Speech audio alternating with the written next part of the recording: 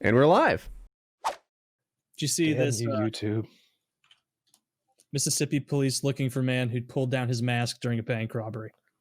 We might have talked about that one already. Oh, no. What are you doing, sir? Oh, geez. The perfect excuse. I think we did talk about this on a PKN. Am I crazy? Well, we did not talk about this. I just imagine like the bank teller is like super smart. He's just like, sorry, sir, I can't understand what you're saying. Could you pull your mask? I can't. You want what? All the honey? Sir, we don't have any honey here. This is a bank. Want the money, motherfucker? Thank you, sir. Oh, Thank you. I heard that. Right away. Let me just put that together for you. Look up and to the left just a little bit. Perfect. The money's up there. Oh, I meant over here. Like, just to get up to That's crazy. What an absolute idiot. An absolute retard to take advantage. What we talked about, Woody, was how this was the perfect time for bank robberies. And apparently, not everyone got that memo. Ow. And he's the only person in that bank without a mask on. It's great. He's oh, my. What a goober. Can you imagine him explaining this in prison? Man, I'm so glad I wasn't in prison during this pandemic. I barely skirted by. That would have been so fucked. Because it was a thing. I want to say it was a thing when I was in prison. Was it? Like it started in like February. When didn't you get out? I think it's been a year though. You know, it's been 14 months. But you got out in like in October, right? I think I went. Yeah. Your first first episode back was October 5th, 2019. So it might have been a Chinese thing. Yeah, I guess it was just getting started over there. It seemed like we had heard of it though. I don't know. Maybe not though. But in any case, like, man, that would have sucked. Yeah. Yeah, they wouldn't do. It's nearly impossible to not have it spread throughout the prison. We're just stacked on top of each other, literally. Like we're in bunk beds, and then the bunk beds aren't even separated. Like if you're on the top bunk, you turn to the left and there's a guy on the top bunk. You turn to the right, there's another guy. Like we're just fucking sardines in there. And then we're 4 rows thick. How did people handle masturbation? Huh? How did people handle masturbation in prison? I assume that they're either. So I would see people who had like, if they were on the bottom bunk, they would have like a sheet put up like a curtain. So either they just wanted some privacy, or that's what they were jerking it, or in the shower, I would guess. Like I said before, I did not feel any urges while I was in there. I was just too stressed out. You didn't see anybody either. You weren't like, no, but I certainly wasn't looking for it. You know, last thing I would want to do is catch someone masturbating. That's actually in watching Lockdown 23. I've talked about this before, but that was one of the aspects. They're like Woody's rules. You caught me. You gotta finish. Rules came back to bite me in prison. This was way better when I was on the receiving end. So Lockdown 23. I think he was maybe a new prisoner at the time. He was walking down and he looked inside somebody's cell. Right, so I think it was much different than your situation. You had more of a dorm type, but they had individual cells with a pair of people in them.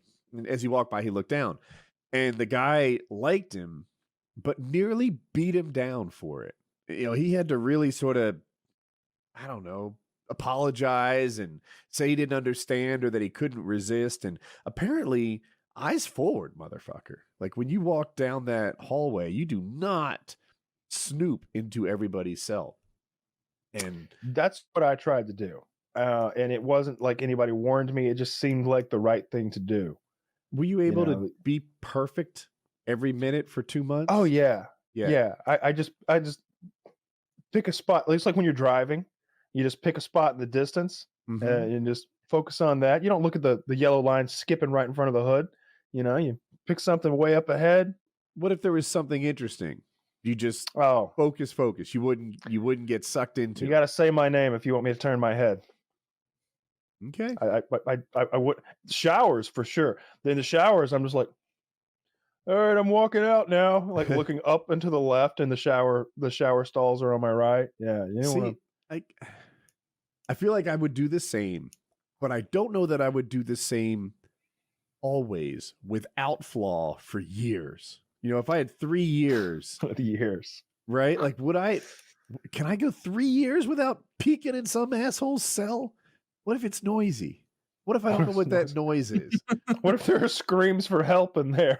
Right? What if there's a grunt? Ugh. Right? He could be lifting. I don't know but I want to know. I'm not looking.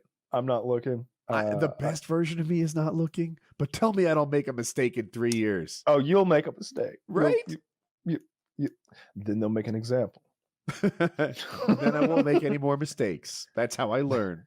Yeah. Well, we just took out his left eye, so now he don't have that problem.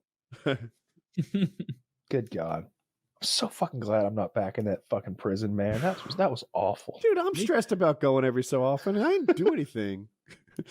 Dude, it's so not fun. It's so not fun. It's just so lame. You go so far as to say it stinks. It stinks. It doesn't literally stink. It smells fine in there. That guy it smells like bleach, Clorox. The Jerry Kill guy. Oh, that's a different story. That man's hair product was obnoxious.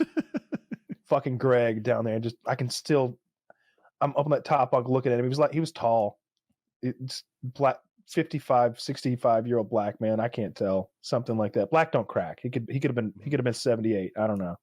But just talking to himself all the fucking time, wouldn't shut the fuck up, just all the time.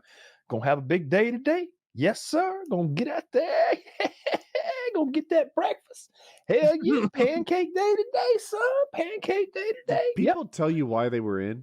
Or is that like a privacy? Like you would I never asked, but the people would volunteer. You know, if they wanted to tell me, they'd tell me. I would tell people sometimes, but you know, why I was there.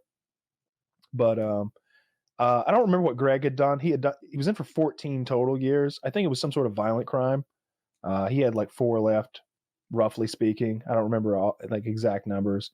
There was a bank robber who was like doing like the last 5 of 25 or 28 years or something like that. There was the guy who had bought food stamps from people. You know, people had food stamps. He owned a grocery type store. He'd give them cash so that they could probably go around and buy drugs from some third party.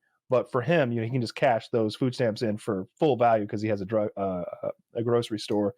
Gave him 5 years. Snow was obviously in there for moving methamphetamine, and there was the one guy who was in there for like some sort of computer fraud hacking type scheme that he'd been part of. The other guy next to me for moving an ounce of cocaine. The guy right below him was in there for lots of OxyContin, lots of pills, and a little bit of like conspiracy to go along with it because, you know, they had proof of him being like, yeah, we gotta keep this under wraps and don't tell anybody this, and you don't tell anybody that, and I'll sell you this for this. And now it's a criminal conspiracy, which comes with its own charges. Lots of shit like that. A little bit of everything. Lots of drugs. And the older guys were opting in there for violent crime because they had done like 90% of their sentence and they were serving the last 10% down at this lower level of a prison.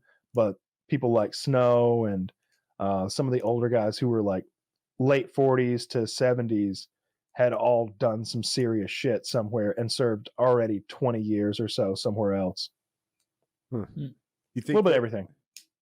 With the people who did bigger crimes, did they look more apt to be violent? Like were you like, this guy's scary. This guy looks like he's capable of, I don't know, hurting someone. Willing to. I guess capable's different, but it looks like he's willing to. Some were, some weren't. Like it just depended. Like I felt like the guy who ran the laundry was the scariest guy in there because he had a temper, and he was doing like the last 2 or 3 years of 10 years or something like that for probably drugs as well. And he was kind of young and fit. Like he looked like he'd be a real problem. He's the one who I got in a real shouting match with over the TVs. He seemed like he would be a real hassle to deal with. He reminded me of, I can't think of the black actor's name, but he's always in like gladiator movies and stuff. I know who He's the you're guy talking about. in John Wick who runs the front desk. Yes, Mr. Wick. Would you like a room with Oh. a? Is it the guy from Spartacus? Yeah, the guy from Spartacus. Yeah, he reminded me of that guy, except not quite as old. He, like that guy, but young. Like he was That- fit. It's not even a matter of how easily they could kick my ass. It's just how willing they are to kick my ass, right? Like Sure. that's a big part of it. The guy could be 50 years old, over the hill, right? And like I don't know, if he just wants to, that's a problem.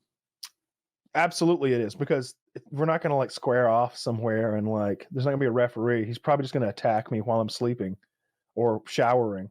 Yeah, lock in a sock. That's The old what, Uncle Terry special. that I used to roll with prison guards, and that was what they used in that prison. They put a lock in, like a padlock in his sock. Yeah. And just imagine being hit on the back of the head of that by surprise. Yeah, In the kill mouth. you. It could kill you. I told that story long ago about Uncle Terry. It wasn't my uncle. He was my cousin's uncle. It was like he was like my cousin and I had the same. Our fathers are brothers, and but his mother's, my cousin's mother's brother. I hope you're following this. Yeah. So his uncle, not my uncle, and no way related to me. I just want to lay that out there because this guy's such white trash. Uncle Terry, like he was telling this story about being in prison and like, yeah, a N-word knocked all my teeth out. And I was like, how? And as he's taking his teeth out to like show that he has no teeth, he goes, a lock and a sock. He had put a padlock in a sock and, wrap it once around his fist. And then he had like this flail type weapon that's incredibly damaging, for being in a prison. Yeah, American- lock and a sock. Healthcare is fucked up with like, I don't know. How did they decide that the bones in your mouth that you need to eat food are optional? Yeah, because we got a pretty fucked up system. They shouldn't be optional. You Those need are these. bones that you're probably fine without. Yeah. Yeah. Just gum it. Yeah, just gum it. Drink Cut more- very small pieces. Have we told you about the cake shake diet? Because you don't have Mm. teeth anymore. Guaranteed. God, cake shakes are good.